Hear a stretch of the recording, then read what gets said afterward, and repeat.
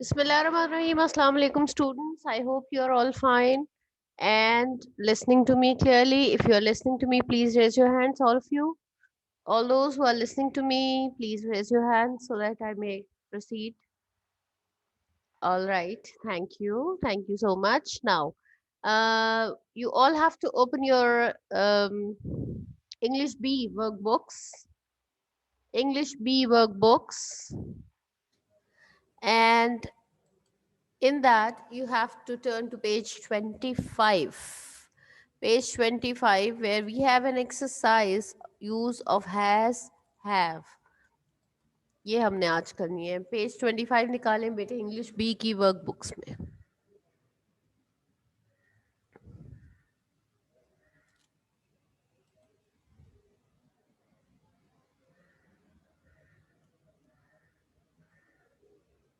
All right.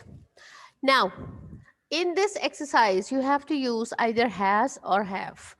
Acha, ye, before I start with the exercise, although you already know these things, you have done has and have, usage of has and have before, but I would like to give you another quick review so that it will become easier for you.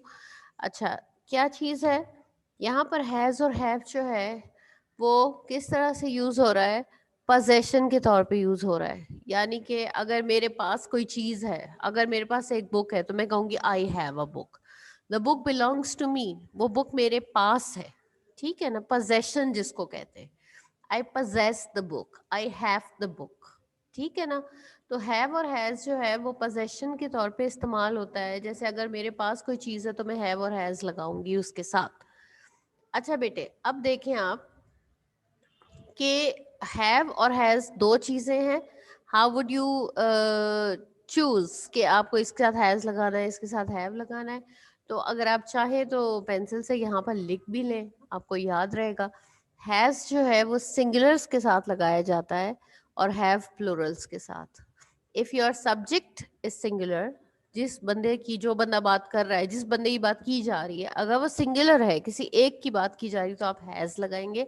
और अगर plural की बात की जा रही है, more than one person, तो आप लगाएंगे हैव. ठीक है. If the subject is singular तो आप हैज लगाएंगे. If the subject is plural तो आप हैव लगाएंगे. ठीक है.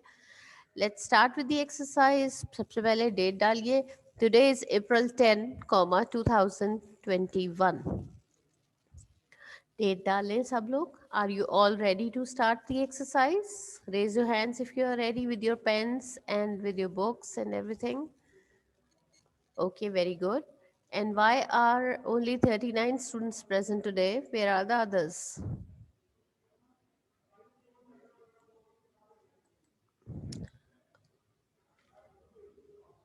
All right. Now, लड़कों के पास चंद किताबें हैं. चंद किताबें, few books. देखें बेटे, चंद. अब देखो, सम और फ्यू की भी एक बात मैं आपको दोबारा से रिवाइज करना चाहती हूँ. आपको जूनियर क्लासेस में यकीनन ये वाली बातें बताई गई हैं. लेकिन जिन चीज़ों को हम काउंट कर सकते हैं उसके लिए हम फ्यू लगाते हैं. ठीक है. और जिन चीज़ों को हम काउंट नहीं कर सकते, जो अनकाउंटेबल होती हैं, जैसे सॉल्ट है या शुगर है, दीज आर अनकाउंटेबल. ठीक है. तो आप वहाँ पे फ्यू शुगर नहीं लिख सकते हैं, सम शुगर लिखेंगे. ठीक है ना. तो फ्यू कहाँ लगाते हैं? When you can count things. And when the things that you can not count, वहाँ पर आप फ्यू लगाते हैं. वहाँ पे आप सम लगाते हैं. ठीक है. काउंटेबल के लिए फ्यू और अनकाउंटेबल के लिए सम. ओके. लड़कों के पास चंद किताबें हैं. Boys have few books. Number 2, मेरे बटवे में कुछ नहीं है. अच्छा, बटवा जो है वॉलेट भी हो सकता है और पर्स भी हो सकता है. आप चाहें तो जो भी लिख सकते हैं. I have nothing in my purse. मेरे बटवे में कुछ नहीं है. I have nothing in my purse. Number 3, कुत्ते के गले में खूबसूरत पट्टा है. जो डॉग कॉलर होता है उसे पट्टा कहा जाता है. डॉग के गले में जो कॉलर डाला जाता है उसे पट्टा कहते हैं. डॉग हैज, आप देखिए एक सिंगुलर सब्जेक्ट होता है ना, तो हैज लगा रहे हैं. यहाँ देखें लड़कों प्लूरल है ना, तो आपने हैव लगाया है. सही है. अब देखें, कुत्ते के गले में खूबसूरत पट्टा है. Dog has a beautiful collar in its neck. Dog has a beautiful collar in its neck. ठीक है. Dog has a beautiful collar in its neck. Number 4, हमारे पास गैर मुल्की रेडियो सेट है. गैर मुल्की का मतलब होता है कि जो लोकल बना हुआ नहीं होता, किसी दूसरे कंट्री का बना हुआ होता है. हमारे पास गैर मुल्की रेडियो सेट है. We have a foreign. Foreign होता है out of country, which does not belong to our country, foreign. We have a foreign radio set. Be careful about the spellings. Foreign के spellings FOREIGN. We have a foreign radio set. Number 5, तुम्हारे पास कलम क्यों नहीं है? ठीक है, तुम्हारे पास कलम क्यों नहीं है? Why have you no pen? ठीक है, why have you no pen? Question mark. Number 6, क्या हिरन की 4 टांगे नहीं होती? क्या हिरन की 4 टांगे नहीं होती? Has the deer no 4 legs? Has the deer no 4 legs? Number 7, इन औरतों के पास जेवर नहीं है. दीज वुमेन, अब देखो प्लूरल सब्जेक्ट है, एक औरत नहीं है, ज्यादा है, प्लूरल है. These women have no ornaments. Ornaments होते हैं जेवरात. These women have no ornaments. ठीक है जी. These women have no ornaments. Number 8, इस गरीब लड़के के पास जूता नहीं है.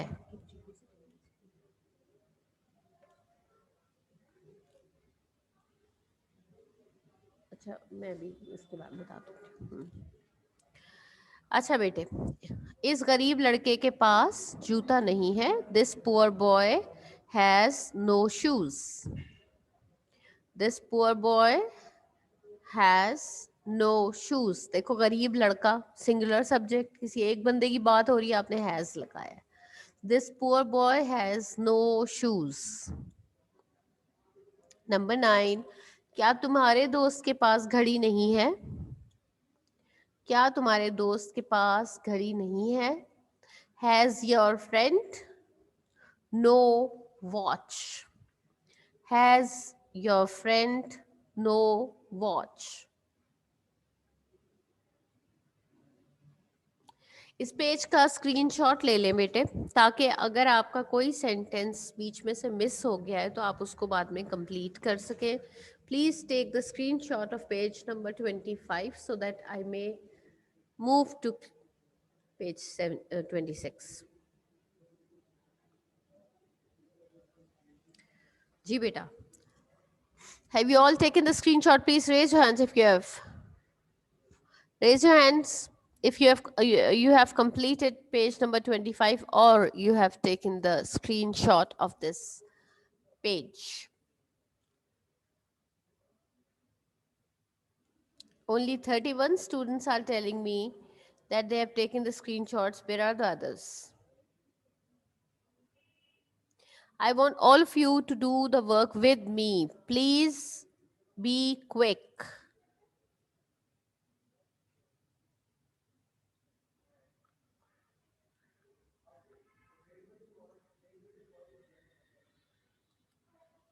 Okay. इसके बाद आपके पास अगला सेंटेंस है, हमारे पास नया मकान है. हमारे पास नया मकान है. We have a new house. हमारे पास नया मकान है. We have a new house. अमीर आदमी बड़ा बाग रखता है.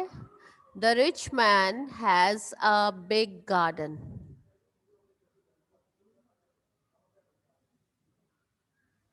The rich man has a big garden. क्या आपके पास लाइसेंस है? Have you a license? क्या आपके पास लाइसेंस है? Have you a license? Licence की स्पेलिंग देख लो, LICENCE.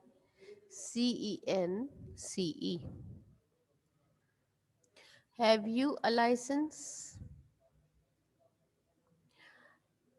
क्या बढ़ई के पास आरी नहीं है? बढ़ई होता है कारपेंटर और आरी होती है सॉ. आपको पता है लकड़ी को काटने के लिए जो आरी इस्तेमाल होती है उसे क्या कहते हैं? सॉ. SAW, saw. क्या बढ़ई के पास आरी नहीं है? Has the carpenter no saw? Has the carpenter no saw?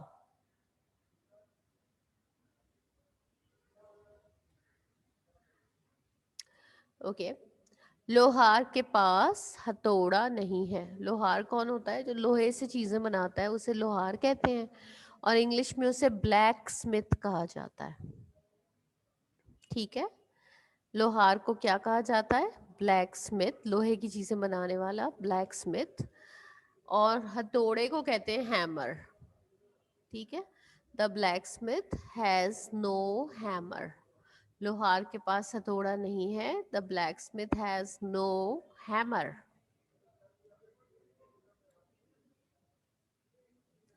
क्या मुसाफिरों के पास सामान नहीं है?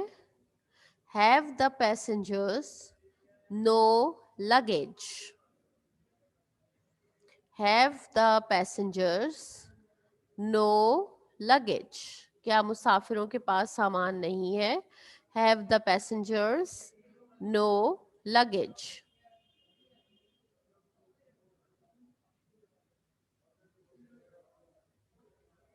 आगे देखें. क्या तोता सुर्ख चोंच नहीं रखता है? क्या तोता सुर्ख चोंच नहीं रखता है? चोंच क्या होती है? बीक होती है. BEA के बीक. तोता पैरट. सुर्ख चोंच रेड बीक ऑब्वियसली. क्या तोता सुर्ख चोंच नहीं रखता है? Has the parrot no red beak? Has the parrot no red beak? Question mark. इसको कंप्लीट करें बेटे जल्दी से. इस एक्सरसाइज को कंप्लीट करें so that we will move to the next exercise that is use of had. It is on page the same page 26. जी बेटे, जो लोग इस एक्सरसाइज को कंप्लीट कर लें वो नेक्स्ट एक्सरसाइज के ऊपर डेट डाल लें फौरन. April 10, 2021. Please complete exercise number 1 so that we'll move to the next exercise, use of had.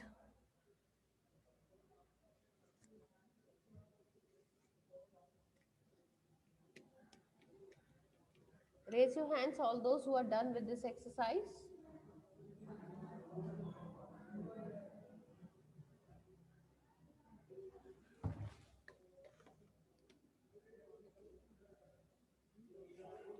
All right.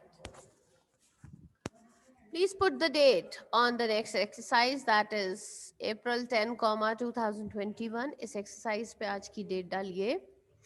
अच्छा, अब इस एक्सरसाइज में अभी जो हमने खत्म किए उसमें और ये नई वाली में क्या फर्क है? वो थी use of has and have और ये है यूज ऑफ हैड. अच्छा, अब जरा ऊपर वाली एक्सरसाइज के उर्दू सेंटेंसेस को देखें. That in the end of each and every sentence आपके पास क्या आ रहा है? आ रहा है. ठीक है ना.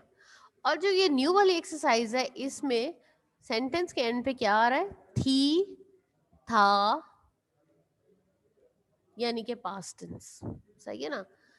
जब आपके पास सेंटेंस के एंड में है आ रहा है या है इस तरह आ रहा है यानी कि प्रेजेंट टेंस की बात आ रही है, तो जो पोजेशन है यानी कि मेरे पास ये चीज है और ये वाली बात, उसके लिए मैं हैज या हैव में से कुछ यूज करूंगी अगर वो प्रेजेंट टेंस है, अगर वो सेंटेंस के एंड में है या है शो कर रहा है.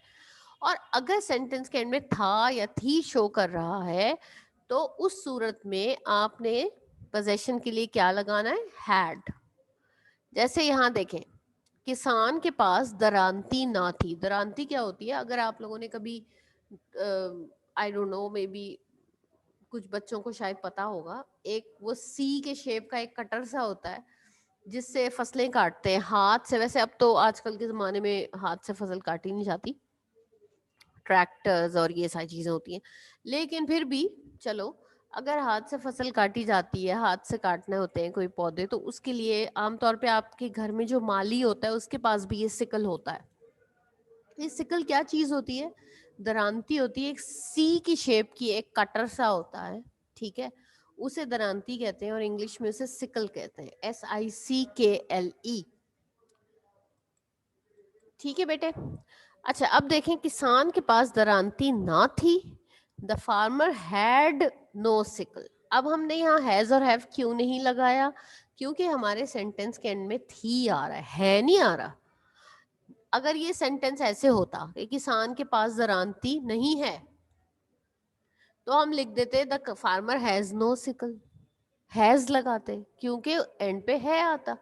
यहाँ पर हमारे पास सेंटेंस के एंड में थी आ रहा है, which is showing past tense, जो कि पास्ट टेंस शो कर रहा है। और अगर कोई चीज पास्ट टेंस शो कर रही होती है तो हम पोजेशन के लिए हैड यूज करते हैं, हैज या हैव यूज नहीं कर सकते। इसलिए आपका सेंटेंस, किसान के पास दरांती ना थी, the farmer had no sickle. ठीक है। तुम्हारे भाई के पास पिस्तौल ना था, your brother had no pistol. Your brother had no pistol, PISTOL, pistol. Your brother had no pistol.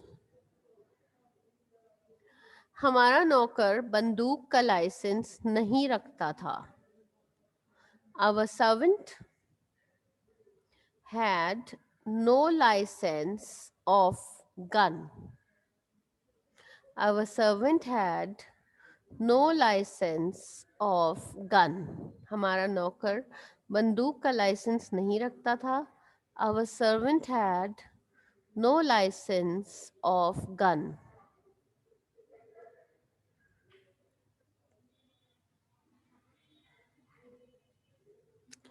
उनके पास एक नया हल था. अच्छा, अब ये हल क्या होता है? ये हल जो है, ये कोई प्रॉब्लम के सॉल्यूशन वाला हल नहीं है. ये हल जो है वो खेतों में हल चलाने वाला हल है. ठीक है जी.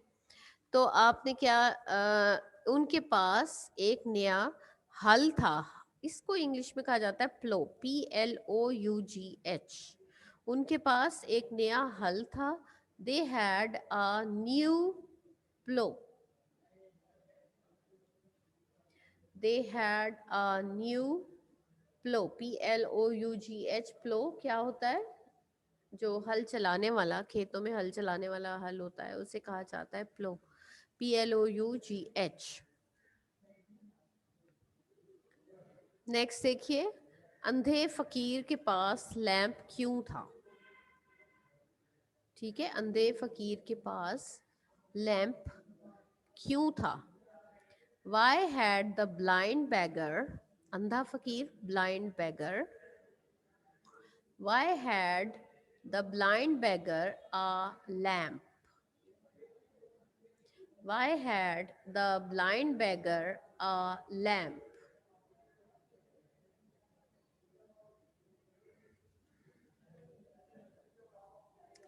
क्या घोड़ा लगाम और जीन रखता था? अच्छा, पहले तो मैं आपको ये बता दूं, ये लगाम और जीन क्या होता है. देखो, जो घोड़ा होता है, जब हॉर्स राइडिंग की जाती है, तो घोड़े को कंट्रोल करने के लिए उसकी लगाम होती है, जो स्ट्रैप्स होते हैं जिसे हाथ में पकड़ते हैं और घोड़े को कंट्रोल करते हैं, उसे लगाम कहते हैं. सही है ना? लगाम को इंग्लिश में क्या कहते हैं? ब्रिडल. ठीक है जी. अच्छा, और जीन क्या होता है? अब जैसे जो लोग हॉर्स राइडिंग करते हैं, वो ऐसे ही नहीं घोड़े पे यूं सीधे नहीं बैठ जाते. उसके ऊपर एक सीट की तरह की चीज होती है, उसे कहा जाता है सैडल. ठीक है. तो जीन होता है, वो सीट होती है जिसके ऊपर, जो हॉर्स के ऊपर लगाई जाती है और फिर उसके ऊपर बैठते हैं. ठीक है ना?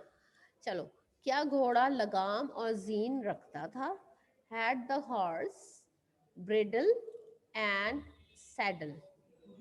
ब्रिडल इज BRIDLE, और सैडल के, सैडल के स्पेलिंग्स देखिए, SADDLE, सैडल। वैसे ये वाले वर्ड्स जो हैं ये आपकी एक्सरसाइज के एंड में जो वोकैबुलरी है, इस दरवाजे को बंद करो बेटे। ब्रिडल, लगाम, saddle, gene. Saddle is the seat on which you sit when you are horse riding. So, क्या घोड़ा लगाम और जीन रखता था? Had the horse bridle and saddle. Are you all done with this page? इस page का screenshot ले लें सब लोग, so that we should move to the next page now.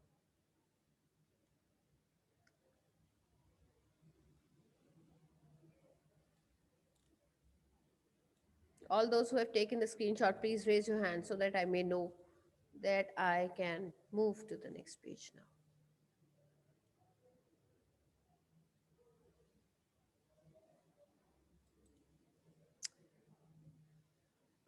Why 27 students out of 45? Where are the others? What are they doing?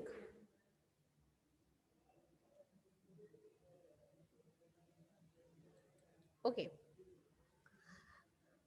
Now, page number 27. Acha bete, page number 27.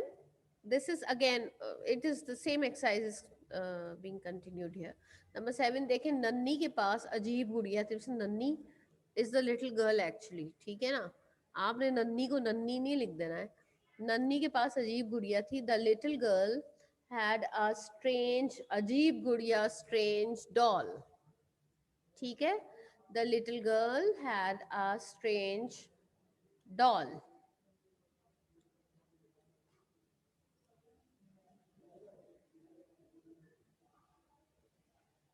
Okay, number 8 देखिए। Number 8 क्या है? असगर के पास कितने लट्टू थे? लट्टू क्या होता है? वो जो टॉप होते हैं जिनसे खेला जाता है, बच्चों का टॉय होता है, उसे टॉप टॉप जो है उन्हें लट्टू कहा जाता है उर्दू में। असगर के पास कितने लट्टू थे? How many tops, TOPS, how many tops had Asghar? Question mark. How many tops had Asghar? चलिए बेटे, क्वेश्चन नंबर, ये सेंटेंस नंबर 8 तक आप लोग कंप्लीट करें, और in the next class inshallah we'll continue with this exercise, and with that we will also read letter number 2, that is on page number 35. Letter number 1, I'm sorry, letter number 1 जो आपके homework में है page 35 पे, वो मैं आपको आज पढ़ाऊंगी इस एक्सरसाइज को कंप्लीट करने के बाद. Make sure that you complete these two exercises in your book, and then you will do these two exercises in the loose sheets later, because the homework that you will submit in school, वो तो loose sheet होगी ना, वो आपकी book तो नहीं होगी. So you are supposed to do this translation in your book first and then in the loose sheets. Thank you very much, and Allah Hafiz.